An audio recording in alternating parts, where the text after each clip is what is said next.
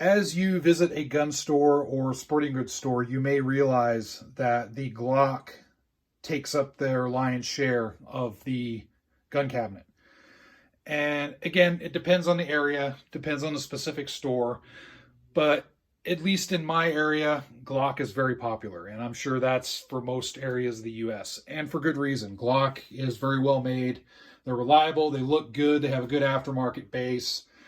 They're just very popular. They're really associated with law enforcement and military, and people want them. They're a good gun. But there's one thing that's unfortunate, is not everybody can afford the price tag that Glock commands. An average Glock in my area seems to be around $550 to $600. That's before you start throwing lights and all kinds of other doodads on them. So that could be a hard purchase to justify. Life is life, and everybody has different responsibilities and whatnot. So it might not be feasible for you to purchase a Glock. Well, this video is for you folks. I'm just going to show 4 different options that aren't Glocks, but they work very well, and they're considerably cheaper than Glock, and they usually get looked over at the gun counter. So keep in mind, this isn't bashing Glock or anything. I love Glocks, but it is what it is. For example, this thing, Glock 17 Gen 4, awesome gun. You're probably going to spend at least $600 on this thing, at least in my area. And then if you want to throw a light on it, throw a mag well or a mag extension, whatever you want to do to this thing, you're easily going to be running up into $600, $700, $800,000, depending on what you want to do. But there are some options here that are cheaper that could get you near the same performance without the hefty price tag. So first up is this guy right here, Stoeger STR-9. So the Stoeger STR-9, it's been around for a little bit, and there's various configurations. This is kind of a basic configuration. It's a Glock 19 sized gun, and they are imported into the United States. Some people give them a bad rap. The gun, in my experience, is solid. I picked this up for, $299, and it came with this extended magazine and one 15-round magazine. This I put on afterwards. It did not come with a light. This is a TLR3, in case you guys are wondering. So, very solid gun, very flat shooter, low recoil, handles just like a Glock, has takedown, very similar to a Glock. They really borrow from the Glock design. So, and you can even compare. If you take this Gen 4 17, you can see the similarities right there. If you look at the trigger group, the takedown pin, the slide release, all that good stuff, very, very similar. But it's extremely, it's less expensive than a Glock. Still 9mm, still solid, still has a good role in either home defense. You can carry conceal this. There seems to be a decent aftermarket support out for it now. So if you're looking for inside the waistband or outside the waistband holsters, it should work pretty good. My reliability experience with this is extremely reliable. I haven't seen that with everybody's reviews on that. So take that into account. There's some people that have had some issues with the Stoeger. I haven't as of yet. I don't have a super high round count through it yet, but it works really good. One of the guns that I really like, and I've had for a little bit, is right next to the Stoeger, and that's this guy right here. This is a Taurus G3, and you can tell this is an older G3 because the newer G3s have the Glock style dovetailed sights. This is an older one. I haven't worried about replacing for a newer G3 because I'm not worried about changing the sights out or anything on this, honestly. This has an old nightstick light that I've had for a while as well. Seems to work out pretty good. The Taurus, again, between a Glock 19 and a Glock 17 as far as size, you see right there, I mean, it's very similar in size. The Taurus 9mm, very well made, very solid, and these are probably the best deal that's on this table right now, because you can pick these up in various configurations for about $250. And in fact, you can find in my area the Taurus G2C. This is the G3, but you can find the G2C for dang near, I've seen them on sale before for 199 bucks. That's entering high point territory. So that tells me that that's a great, great value, and these things are solid. They're flat shooting, easy recoiling. I was surprised when I got this. I'm trying to remember the price on this one. I think it was 250 bucks that I paid for this.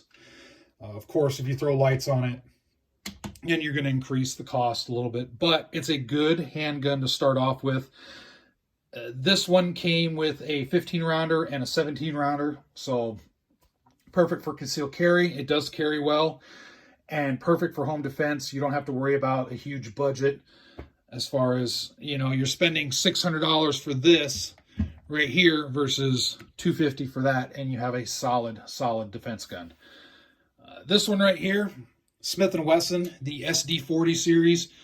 This is a 40 caliber. They also make the SD9. I didn't get the SD9 because I have enough 9mm. I wanted a 40 caliber in my inventory, and I figure, why not get a Smith & Wesson for 40 caliber? These things you can find for $300 or less. And these things are very, very similar to Glock in design as well. Very good to handle. The reliability with this 40 caliber has been good. I know some people have said reliability issues could be bad with this. The trigger isn't the greatest, so that is an issue. That is a minus for this when compared to the other ones. This trigger is much like a Glock. This one is the Taurus G3 trigger feels a little bit lighter than a Glock, a little bit more take up. It seems like when I compare the two. This one is just a heftier trigger. For those that don't know, this is the current incarnation of the Smith & Wesson Sigma series, which the Sigma series had a horrible trigger. It was like a double action revolver pull. This one's still a little bit heavy, but it's a lot nicer and smoother. It's a definite improvement, but it does work well. Again, it's about a Glock 19 size, maybe just a touch bigger than a Glock 19, at least feeling in my hands. I carry this gun in the woods and whatnot. It's just a basic 40 caliber, and there is a good aftermarket for this as well. So keep that in mind. This is one thing that people look over a lot on the gun counters. They see that and it just kind of looks unassuming. They do have a little bit of a bad rap. The ones I've had other SD40s and SD9s in the past, and they worked good. I mean, I'm trying to think back honestly to any failures that I've experienced with the SD40, and nothing is coming to mind. It's not saying that it hasn't happened, but it's happened so few that I just don't remember it over the years. So a good solid little gun. You can conceal it well. It does have the rail and everything, so you can make it a good solid home defense gun. So if you're one of those people that, hey, I want a home defense gun, but, you know, guns aren't your thing, you're not looking to collect or anything, you just want the gun that you may go out and train with on occasion, you don't have a huge disposable income, that'll be another good option for you. Last but certainly not least is this guy right here. This is Canik TP9SA. Now the TP series has, there's different variations out there. This is kind of their basic model right here, the TP9SA.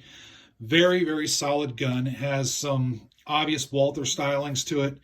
And these things are, you see them on the gun shelves, and they're pretty inexpensive. And I would venture, there's a lot of people that don't like these, but I do dig them. Yeah, they're a Turkish-made gun. That turns a lot of people off. I try not to look at where the gun's coming from. I just try to look at what the quality of the gun is. And I also don't get into the political side. The gun industry, it's a business, okay? Every gun manufacturer here, doesn't matter if it's Canik, Smith & Wesson, Taurus, Stoeger, Glock, they're businesses, and they're in it to make money. And sometimes they make bad choices. And a lot of times they make less than ethical choices, in my opinion.